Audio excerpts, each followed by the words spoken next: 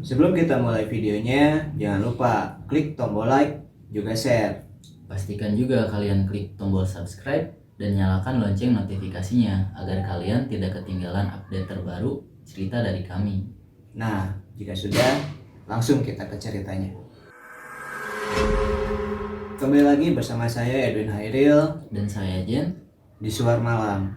Nah, bagi kalian yang sudah nonton video kita sebelumnya, Jen menceritakan tentang kejadian seram ya, disesatkan oleh GPS Ya, di Gunung Gelap. berhantu ya di Gunung Gelap.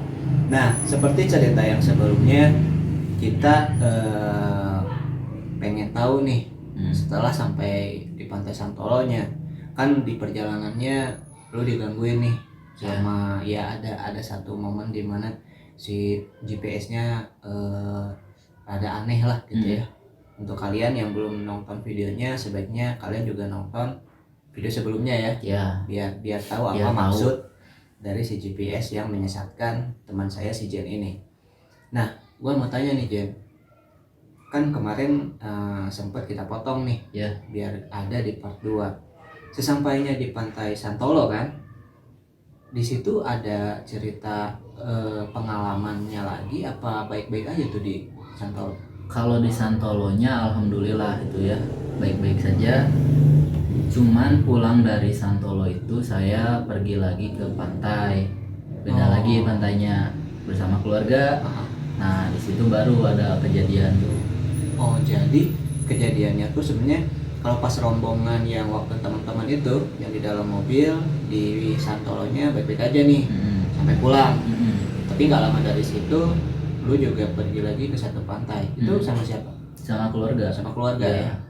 Di pantai Ciletuh. Oh, boleh langsung aja deh Jen, kita pengen dengar ceritanya. Jadi waktu itu masih di tahun yang sama, saya pergi lagi ke pantai Ciletuh, letaknya di Sukabumi, bersama keluarga saya.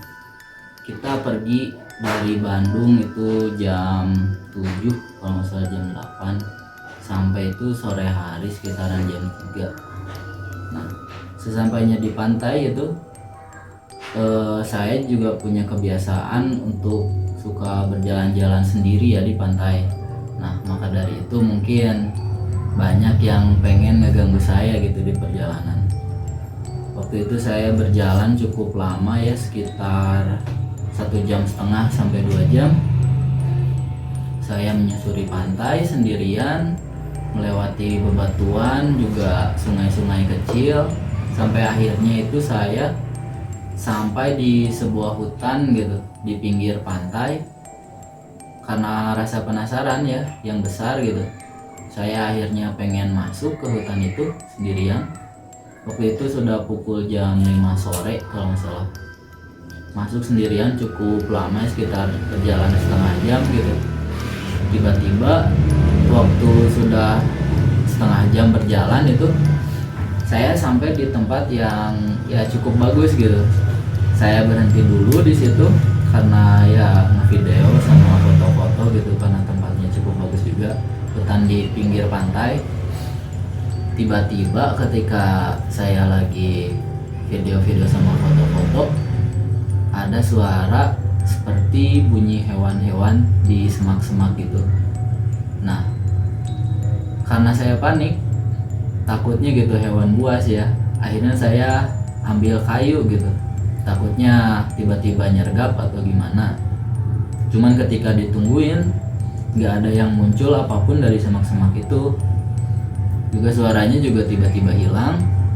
Kemudian akhirnya saya memutuskan untuk pulang lagi saja ya, karena perjalanan pulang juga cukup jauh, sekitar 1,5 jam sampai 2 jam.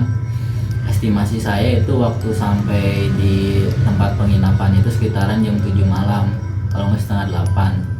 Nah, akhirnya saya memutuskan untuk pulang. Kemudian waktu di perjalanan lagi, masih di tengah hutan itu, sekitaran 10 langkah 15 langkah dari tempat saya sebelumnya, ada yang ketawa itu. Nah, ketika itu saya panik lah ya, kok kayak suara ketawa gitu. Ketawanya itu kayak suara ya kalian tahu lah ya, biasanya disebut Kunti gitu.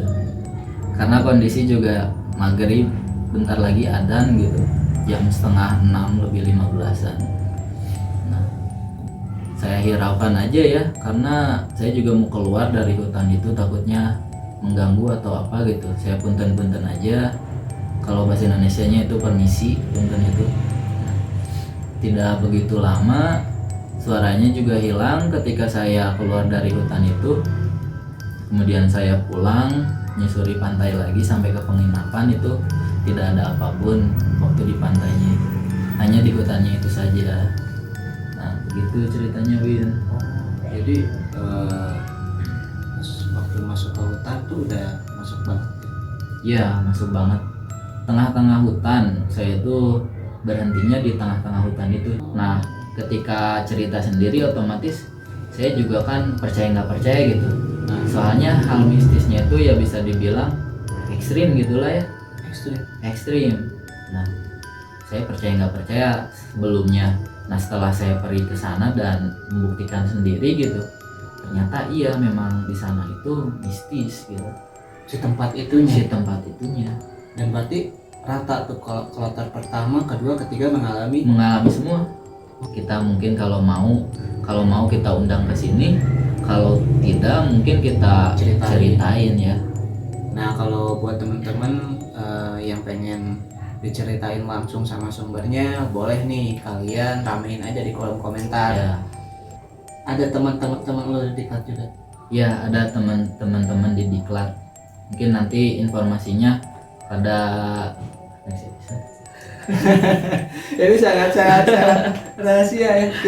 Mungkin kita nyari si orangnya dulu ya. Iya. Nyari informasi dulu, sama kita ngajakin dulu orangnya mau nggak. Kalau nggak kita minta izin buat nyeritain ceritanya. Oke, berarti kita harus minta izin dulu ke beberapa pihak mungkin ya.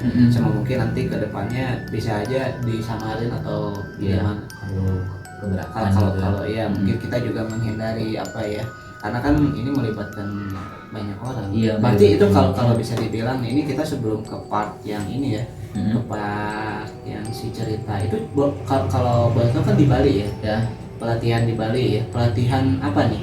Pelatihan desain. Oh ya waktu Diklat desain itu mungkin. Nah, berarti kalau bisa dibilang gongnya itu ada di lu berarti? Bukan, di kloter sebelumnya. Jadi yang paling ekstrim itu kloter sebelum saya. Kalau gitu berarti mundur dong. Iya. Harusnya. Ceritanya mundur. Cuman dari berbagai orang yang kita tanyain gitu, kita masih sampai sekarang masih belum tahu asal usulnya itu kenapa bisa sampai kayak gitu. Oke. Itu berarti ini buat gambaran teman-teman kalau yang pengen ngedengerin si misteri di pelatihan desain di Bali. Ini kita kasih ini ya bayangannya ya. Ada yang ngelihat sosok, ada yang ke fisik, ada. Kita ada dokumentasi juga ada nih. Wah ini nih kayaknya bakal seru banget. Nah mungkin di video ini kita nggak bakal lama-lama nih ya. Karena kayaknya kita punya cerita seru, tapi kita bakal undang dulu, kita bakal upload jadwalnya dulu, kita usahain. Kalau ibaratnya orangnya tidak memungkinkan untuk bercerita, mungkin bisa aja saya yang bercerita atau Jen lagi. Nah kalau kalian ingin si orangnya langsung yang bercerita, ramein aja di kolom komentar gitu Jen ya. Iya. Nah mungkin segitu aja deh video kita kali ini ya. Terima kasih untuk kalian yang sudah subscribe, like, juga udah komen video kita kemarin. Mudah-mudahan di video ini juga kalian tetap dukung kita ya. Iya betul. Karena dukungan kalian sangat berarti agar kita juga bisa meningkatkan lagi. Iya. Karena lagi-lagi kita bilang karena ini video perdana yang juga kita mencoba ingin nge-share cerita yang kita punya gitu ya. Jadi kita mengusahakan alat yang ada dulu. Nah seperti ini nih. Iya. Motor nih. Iya. Mungkin nanti kalau untuk di episode selanjutnya kita bakal cari tempat yang memungkinkan kan nggak terlalu banyak suara ya. Iya. Kita bakal usahain, tapi kalau usahain, tapi kalau enggak kita bakal syuting di sini lagi dengan narasumber yang tadi dibilang sama Jen. Iya. Oke, untuk video kali ini cukup sekian. Saya Edwin Hairil, Saya Jen. pamit. Assalamualaikum warahmatullahi wabarakatuh. Malam-malam tuh ada yang teriak-teriak, kita tuh kayak dengar ada yang teriak-teriak itu, nggak tahu tengah malam itu mau menuju subuh, nggak tahu jam berapa, aku lupa. Yang pasti udah malam, teriak-teriak. Awalnya sih suaranya kecil, aku kira cuma aku doang gitu yang dengar. Ternyata mereka juga dengar.